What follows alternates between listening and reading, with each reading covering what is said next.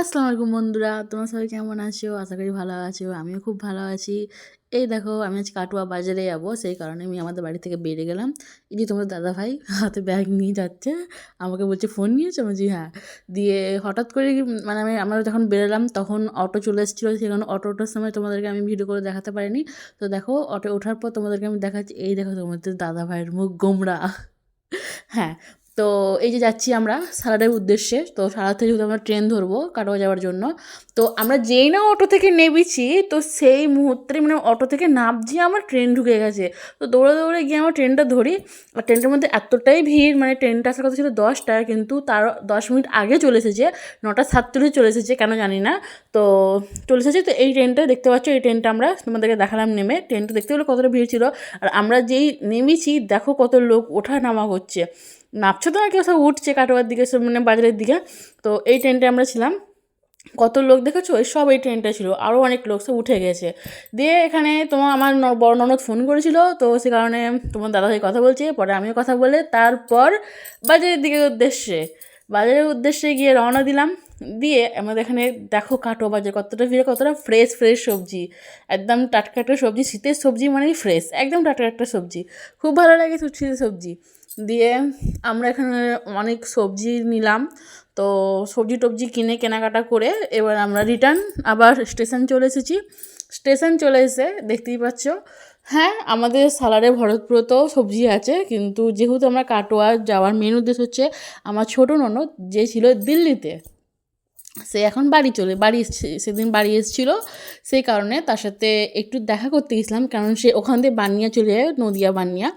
তো সেই কারণে দেখা করে ওখান থেকে আমরা বাড়ি ফেরত এসেছিলাম। তো বাজার করে চলে এসেছিলাম। এই যে রিটার্ন যাওয়ার জন্য টিকিট কেটে নিয়ে চলে এসছে, আর আমার ছোটো ননদের সাথে চলে এসছে দেখা করে। আর মানে যেহেতু 4 চাকায় এসেছিলো, তো ড্রাইভারটা আমাদের রেলগেটের সামনে দাঁড়ায়নি, সেই কারণে আমি যেতে পারিনি। তো তোমাদের দাদাভাই দেখা করে এসেছে। তো আমি ট্রেনে উঠে এসেছি বাড়ি আসার জন্য।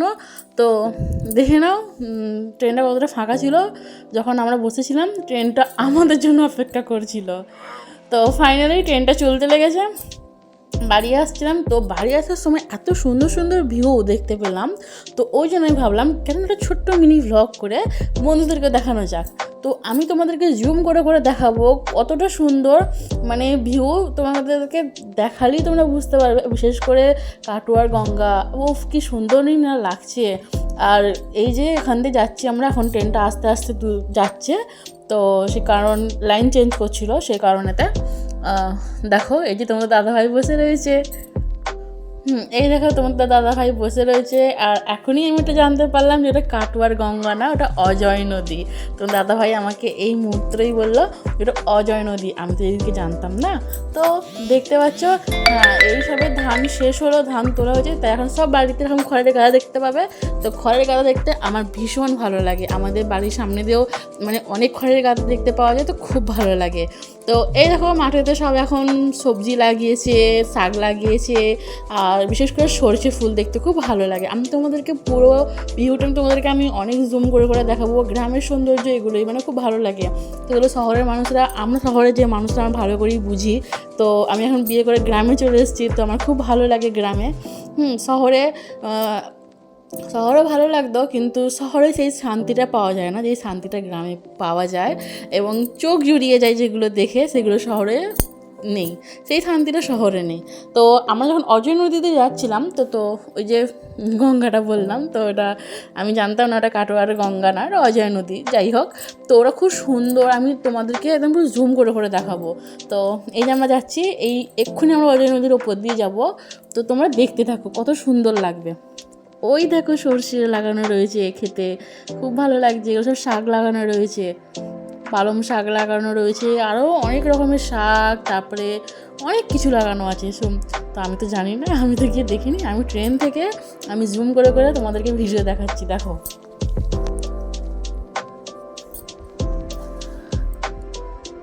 হ্যাঁ, আর একটা কথা এখানে বলে রাখি, আমি 2-3 দিন ভিডিও দিতে পারিনি, কারণ আমাদের বাড়ির সামনে পিকনিক হচ্ছিলো, বাড়ির পিছনেতে, বাড়ির সামনে না পিছনেতে। তো এত আওয়াজ আসছিলো, আমি তোমাদেরকে লাস্টে শোনাবো আওয়াজটা। তো বাড়িতে থাকাই যাচ্ছিলো না, ঠিক আছে, একদম জানলা খুললেই আওয়াজ। এই দেখো অজয় নদী, এখানে যখন এর ওপর দিয়ে যখন যায় ট্রেনটা একদম স্লো হয়ে যায়, তো দেখতে এতটা দারুণ লাগে।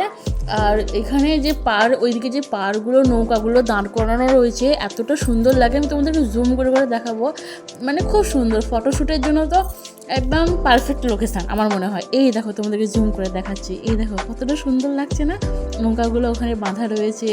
আর এই দেখো একটা মানুষ নামছে, আমি অনেকটা জুম করেছি, দেখো কত সুন্দর লাগলো। তো এগুলো সত্যি খুব সুন্দর লাগে দেখতে, দেখো তোমরা। আর এই দেখো তারপরে এরকম সব অনেক ক্ষেত পাওয়া যাবে, ক্ষেত দেখতে পাওয়া যাবে। তো তারপর 4-5টা স্টেশন পরই কাটোয়া থেকে তো সালাডে আমরা নেমে গিয়েছি। এই যে 2 ব্যাগ ভরা একদম সবজি কেনা হয়েছে, দিয়ে এখন বাড়ির জন্য উদ্দেশ্যে রওনা দিলাম। তো বাড়ির উদ্দেশ্যে যে অটো উঠে পড়লাম, একদম বাড়ির সামনেই দাঁড়াবো। তো বাড়ির সামনে দাঁড়ানোটায় খুব ছোট্ট একটা ইনসিডেন্ট হয়েছে। তো একটা সাইকেলের একটা ধাক্কা হয়েছিল, সেই কারণে আমি আর ভিডিও করিনি, দেখে খুব খারাপ লাগছিলো, মানুষটা মাথায় লেগেছিলো। তো দাঁড়াও তোমাদেরকে এবার ভিডিও দেখাচ্ছি আমাদের বাড়ির সামনে কীরকম আওয়াজ হচ্ছিলো, দেখো তোমরা। এই কারণে যদি ভিডিও দিতে পারবে, একদম দিন রাত সকাল থেকে শুরু করে রাত পর্যন্ত। আর যেহেতু একটা পিকনিকের সিজন, এটা তো হবেই, তো ভালো লাগে।